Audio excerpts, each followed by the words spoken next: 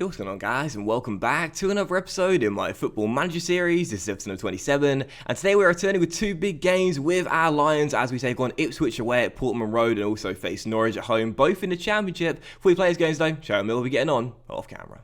So of course, in the last episode, you saw our trip to the Emirates Stadium as we took on Arsenal in the FA Cup third round and lost by 3-2 in a very good game where we gave it a really good go, but sadly were of course beaten by the much better team. And then of course our victory over Huddersfield by 2-1 courtesy of the late John Black winner. I then played 7 games off camera, all of course in the Championship, and the run has been pretty decent, winning 4 of those games and also losing 2 and drawing 1. We started with a 2-0 victory over Aston Villa at the Den. John Black bagging a brace in this game. We didn't actually play that well in this game, so we took the chance we got, and the first goal was a lovely cross by Marlon Romeo. I don't know if you guys are the same as me. I love floated crosses in FM. I don't think they're as effective as driven crosses or whipped crosses, but floated crosses just look so clean, especially when a man gets free in the area, and Black scored his second with 4 minutes to go. But after the game, sadly, a big loss away at London Road, or the Abax Stadium, as we lost to Peterborough United by 4-2.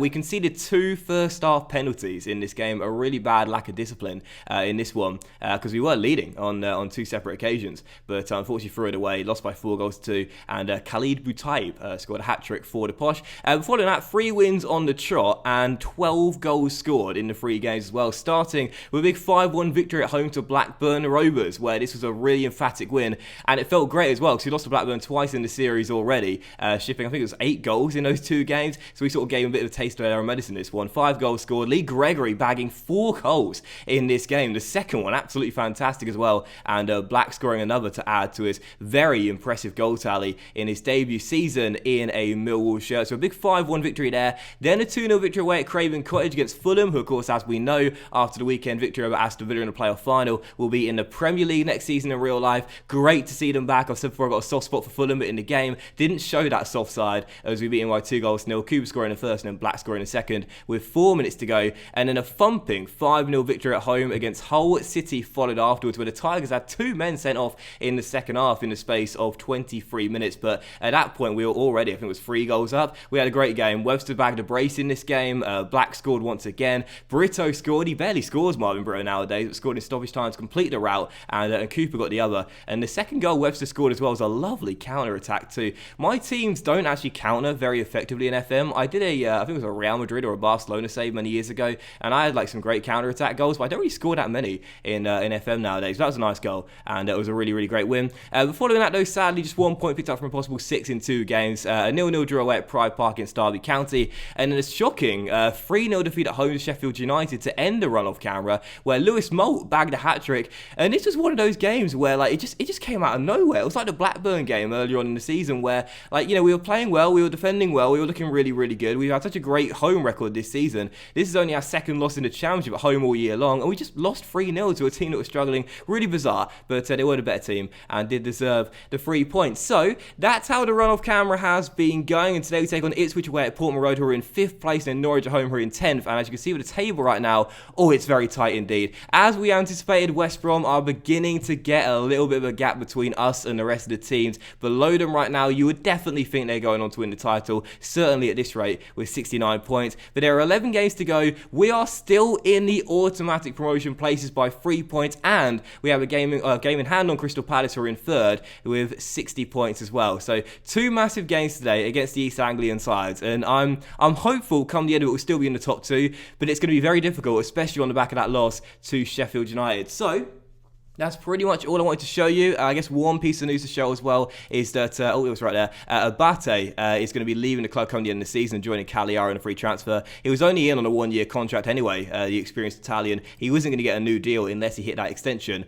That was unlikely, and so Abate's back off to Italy, and that is totally fine with me. Let's dive into it then. It's Ipswich away at Portman Road, right now still in 2nd place with the underdogs heading into the game, and I'm not feeling too confident on the back of that lost Sheffield United. tired, so I am going to make some changes to my lineup. So let's put Cooper back in for the youngster Nikita. Let's go ahead and give Menji a start down left-hand side for Shane Ferguson. I think we'll change our strike duo up as well. I think we'll change both the players, actually. Gregors for Marvin Brito and Black, our top scorer this year, for Aidan O'Brien.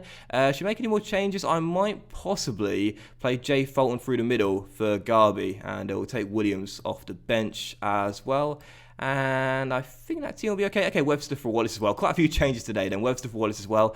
And I much prefer that team. Yeah, that looks pretty decent to me. And right now, the injury report, one player is down. That is Tom Elliott, who is out for 2 to 4 weeks. So, same instructions as always, because they've been working well all season. So I don't want to gamble and change it and mess everything up. And this will be our team for the game. So we've got Women in goal. We're back for Meredith, Hutchinson, Cooper, and Romeo. We're midfield 4 of Menji on the left, Webster on the right, and in the middle, Ryan Tunnicliffe and Jay Fulton. And on the bench, John Black, our top scorer this season, who's had a fantastic debut year. 16 goals and 7 assists in 29 games. What a year the Northern Irish striker is having. And Lee Gregory up top as well. And on the bench, Long, Nikita, Ferguson, Yoshina Dream, Jed Wallace, O'Brien, and Marvin Brito. And you know what? For the first time in the series, let's make it official. I always have nicknames in my series. You guys would know that. Let's make it the Dream. Let's make this one the first. Yashin, the Dream, Garby. There we go. I love nicknames in FM. Just something trivial, but really, really funny.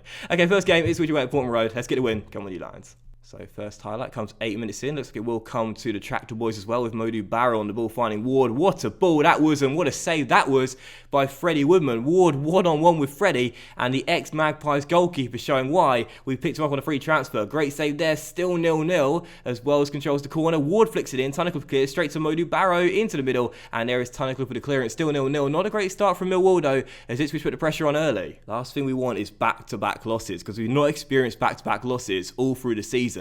Now that's incredible, considering how the first 3 years have gone. But that's a big reason as to why we're in second place right now. Whenever we have tasted defeat or had a bad result, we've bounced back pretty much instantaneously. Let's do it again. Ryan Tunnicliffe to Jay Fulton.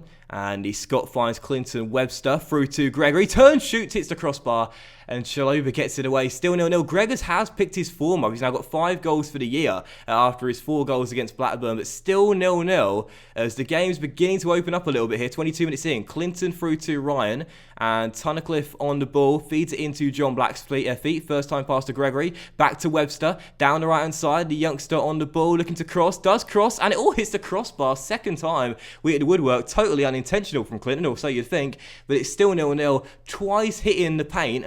But can we now find the goal? Come on. And a highlight just before the break as well. Looks like it will come to Ipswich though, as Cole Scouse finds Emir Hughes.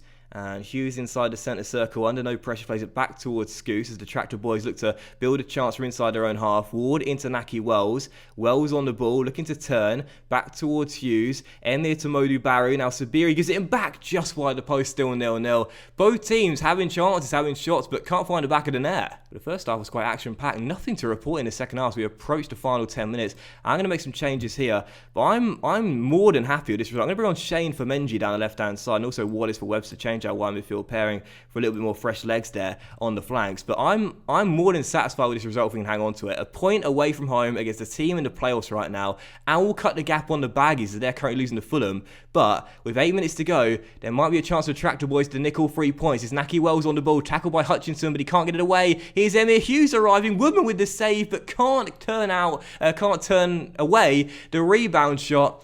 And Ipswich get in front with 7.5 minutes to go. And this will be a big missed opportunity if this is how the game will finish. Lovely ball into Wells. Hutchinson there did well with the tackle, but then seemed to trot on the ball as the captain couldn't get it clear. Emir Hughes' shot well saved by Freddie, pushed straight out to Shabichi. And Ipswich get themselves in front. 7.5 minutes to go. And this will be, if it finishes this way, back-to-back defeats for the first time this season. In my FM saves, there is always, every single season, a bad patch of form. And a really bad one, where we pick up like 3 points from a possible 20. Oh, it's Black. Could have made it 1-1 right in the death there. But a great save, but the goalkeeper keeps it at 1-0. And if this is going to be the bad run of form, it Oh, yes, Sean Hutchinson turns it in. And there is the equaliser. Oh, get in. I was so negative there, thinking, here we go. Going to throw away automatic promotion place. Going to drop into the playoffs to end the episode. But that won't happen regardless of the result against Norwich at home. Sean Hutchinson, the skipper, making amends. He trod on the ball and gifted Ipswich the chance that scored their first goal. And now the captain comes good and shows why. We gave him the armband at the start of the season. Ipswich 1, Millwall 1. I'm fist pumping in my living room, and the people across the road from here wondering what on earth is going on. But I will take this point, no question. This is a good, credible point away against a playoff team. It will keep us in the hunt for the title at this rate, because we'll cut the gap on West Brom to 5 points as they're still losing against Fulham at Craven Cottage. And we're just waiting for the finals to come any second now, and there it is. So 1-1 the final score, a pretty balanced game. That a draw, probably the right result. And wow, what late drama at Portman Road. We will say to the boys, unlucky it just wasn't our day. We motivated a couple of players, but I think we might criticise the defence in this game, because that normally fires everyone up. I've said this before, when you've got like a motivated and determined team, criticising normally sees them respond positively. So yeah, a 1-1 draw, I'll certainly take that. And as you can see, with 10 games to go, Millwall are now 5 points off West Brom, who are top of the table, and 4 points clear of Crystal Palace as well. Maybe this will be our year. Come on, you Lions. Alright, so we're just about to move into the second and final game today, and we've just got ourselves a new youth intake. Of course, as we know, last season there was no one very good. Seasons before that, we had Brito and Webster, but it seems like this year, this is going to be our best player. Yeah, not great, and that's why we celebrate players like Clinton Webster whenever they come through, because they're very rare. My youth intakes are normally atrocious, and this one doesn't look very good indeed. And John Blank wants a new contract. Shane, sort him out. Come on, bruv. Sort him out. Thank you. I'll tell you what, that's really improved this year. When you would ask like a senior player to talk to someone that's unhappy about an issue, it used to never ever work, but now it seems to happen like 80% of the time. I don't know, maybe I'm just getting lucky, I'm not sure. But anyway, okay, good. So, yeah, second and final game today. We've got Norwich at home in the Championship right now. They've dropped down to 11th place. We're still in second. This side of the table is looking with, whoopsie daisy, what am I doing? This side of the table is looking with 10 games to go, 4 points clear of Crystal Palace. So regardless of the result, we'll still be in the top 2, but after no wins in our last 3 games, I really want to bounce back here and get the 3 points, so let's get it done. So we'll make some change to our lineup on the back of what has been a mini spell of poor form, and let's make a couple of changes. So what we'll do is we'll put Nachita back in for Jake Cooper. We will play, let's go ahead and change Fulton for Yashin the Dream, not too many changes, and we'll also take out Gregory for Marvin Brito as well. That can also improve his match sharpness, and yeah, just a free change, I think, and let's go with this lineup. So no change to our instructions. This will be our team then. Freddie in goal, back for Meredith, Hutchinson, Cheetah and Romeo. In midfield, Menji on the left, Webster on the right, and in the middle, Tunnicliffe and the Dream. And up top together, the Dream duo, John Black and Marvin Brito. And on the bench, Long, Cooper, Ferguson, Fulton, Wallace, O'Brien and Lee Gregory. Second game, it's Norwich. Let's get our first win in 4. Come on, you Lions. Wow, so first highlight comes here with 2 minutes to go in the half. Nothing to report thus far until right there where Radu and the Cheetah got on the end of a Garby free kick, but headed the ball straight at Ward and into the goalkeeper's glove. Still 0-0. If we don't win this game, it'll be no wins in 4. Only 1 point picked up from 6 at the Den. Our home record was the best in the division up until this point. We've not really created much of the break either. And as things stand right now, Ipswich are tied with Nottingham Forest. As you can see, what else we've got? West Brom drawing with Hull. Fulham are winning against Middlesbrough. So that should see them into 3rd place right now as they close the gap on us. So at the break, I'm going to say I'm not happy with the performance out there. We fired up pretty much every single player apart from James Meredith. Hopefully some individual criticism will motivate him, which it does. And we need to get something from this game and not just a point, because that is not enough. That will not be enough to keep us in the top 2. I mean, mathematically it will, to end today's episode. But to stay there until the end of the season, we need wins, not draws. Come on, you Lions. Let's see if lighting a fire underneath the backside of my players is going to see them turn it on in the second half. Come on, lads. Menji to Clinton down the right-hand side. And Webster on the ball feeds it through to Marvin Brito.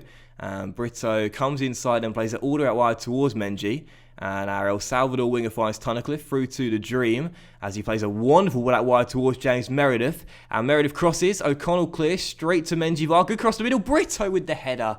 Puts it wide the post. He's a rare goal-scoring striker, Marvin Brito. Doesn't score many, and that was the chance there to put us in front. Still 0-0, but a good start to the second half. Come on, let's find that first goal. Well, our youngsters appear to be feeling the pressure a little bit now as we're still tied at 0-0 as the Dream finds Gregory. We could do with a late winner here to extend the gap at the top. Fulham cutting it to 3 points at the moment. We need to find a goal to get these 3 points. Gregory out wide towards Romeo, keeps the ball in play. Marlon crosses, Webster's there. Clinton, Gregory, oh yes, Lee Gregory off the bench. Gives us perhaps the late winning goal which we so sorely needed. Webster with the assist and Gregors justifies his selection from the bench to give us the goal that should win us the game. Roma keeps it in play, finds Clinton. Clinton controlled that perfectly, slides it across, and Gregory puts it in at the near post. 1-0 Millwall, 6.5 minutes to go, and as things stand, cutting the gap on West Brom even more as we try to keep pace with the Baggies. Come on! Highlight for Norwich though directly afterwards. Maddison through to Nelson Oliveira. Hutchinson clears, but it will be cleared out wide towards Watmore. And here is Watmore crossing. Oliveira flicks on and Maddison turns it in. And James Maddison, well, he's given us a taste of our own medicine. We did that in the last game against Ipswich and now Norwich have done it to us. We thought we'd won the game late on this time. And instead, we now surrender a late equalising goal. It was a lovely ball out wide there towards Duncan Watmore. Great first control with the knee. And the cross in, flicked on. And Maddison with a simple finish wasn't going to miss. 1-1, and unfortunately we are going to throw away the 3 points. We might throw away all the points. Maddison's corner cleared away by the Dream, and as Watmore is first to the ball, now I'm beginning to sweat a little bit. Cross to the far post, and Meredith, oh what a woman, what a save, but it's turned in by Nelson Oliveira. Oh, we are feeling the pressure and the youngsters are beginning to lose their heads. What a fantastic save by Freddie Woodman initially on the one-on-one, but it's turned in by the Portuguese forward after the rebound. And the Canaries have turned the game on its head right at the death. Clinton couldn't clear it after Woodman's fabulous stop, and it's 2-1 to Norwich. And this is really concerning. It's going to be back-to-back defeats at the Den for the first time all season long. Only our 3rd loss here in the Championship and no wins in our last 4. And as you can see now, oh, the turnaround in the table is extraordinary. We would have cut the gap on West Brom to 3 points with 9 games to go had we held on to the 3 points. And instead, due to the 2 late goals by Norwich, we're going to see us drop 6 points off the Baggies and now just 2 points clear of Fulham in 3rd. Oh my goodness. Don't go anywhere for the remainder of the season because this is going to be thrilling. A loss to Norwich, a very bad defeat. I'm going to assertively criticise the boys saying you were not good enough today. We've criticised and, motivated and fired up pretty much every single player. And now we have. And that is very disappointing indeed. Man, oh man. The turnaround in emotions to end the episode is extraordinary. Disappointing collapse, and that is the only way to put it. But that will end today's episode of Football Manager series, guys. So big fan of watching and hope you have enjoyed it. And if you did enjoy today's thrilling, late, dramatic episode, then please do drop a like, as likes are, of course, very much appreciated. And on the back of a mini bad spell of form for the first time this season, we may sit in second, but look at how tight it is right now in the race for the automatic promotion places. Realistically, even Bristol City in 12 could catch us in second place. So I'll see you in the next episode in the Football Manager series very soon. I think that'll probably be the penultimate episode of the series. What we'll do is we'll come back around midway through this period here, and we'll come back with games against West Brom away at the Hawthorns after these 3 off camera, and then Middlesbrough at home as well. Yeah, that's the best one there. West Brom away, then Middlesbrough at home as well, and then probably come back for the final 2 games away against Cardiff and at home to Birmingham. So have a fantastic day, guys. Much love to you all, and I'll see you for the next episode in my Football Manager series very soon. Bye.